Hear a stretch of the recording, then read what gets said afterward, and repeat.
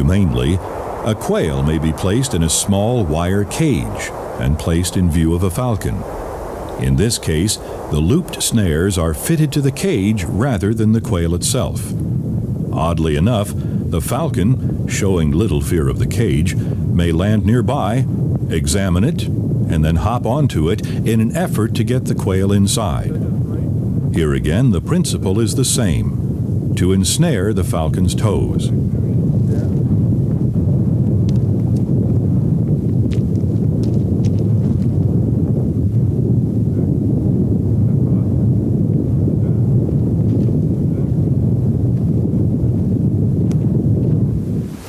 A hungry falcon is certainly not above stealing a meal from another bird. Knowing this, the falconer may tie a lure with snares on the leg of a smaller hawk and release it in sight of the hunting falcons. With luck, the falcon will snare itself, trying to steal the prey from the decoy. The decoy is released once the falcon is sighted.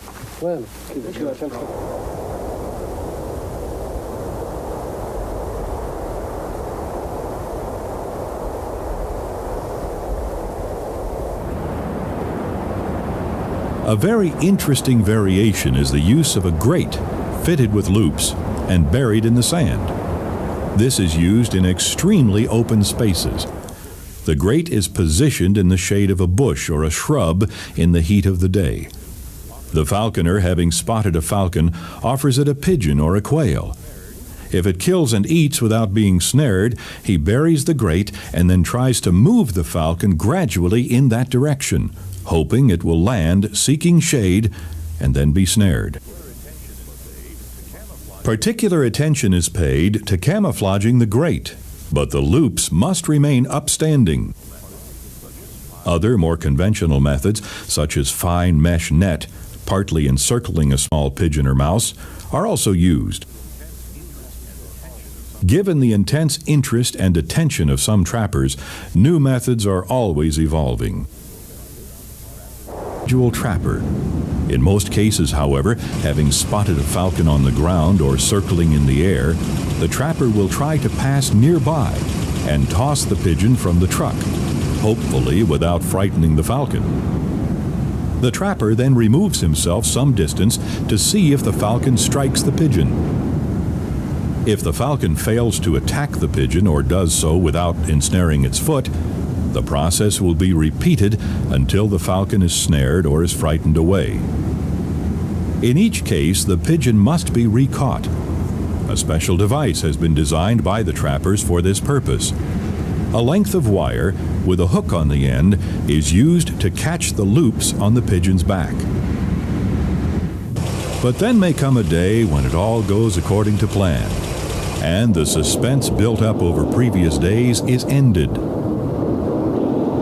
As soon as the falcon is clearly snared, the trappers quickly capture the bird and carefully wrap the wings to ensure that not a feather is broken or bent. Finally, the bird is hooded, which serves to calm it down.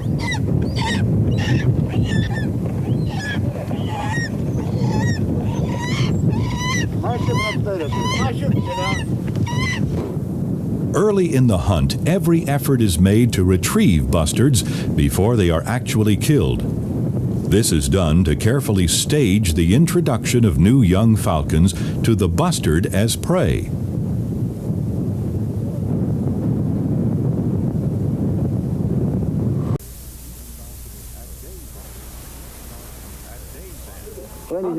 At day's end, each falcon is fed prior to returning to camp.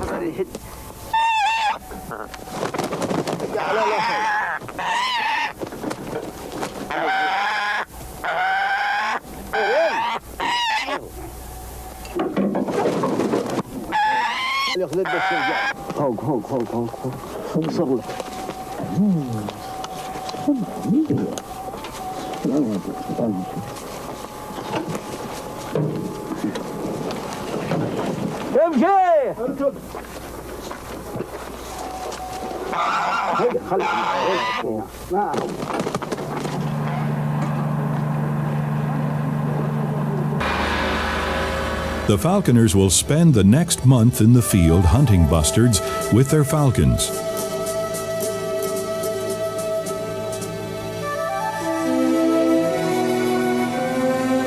All the bustards captured by the falcons will be used to feed the men who hunt with the falcons and the men who take care of the camp.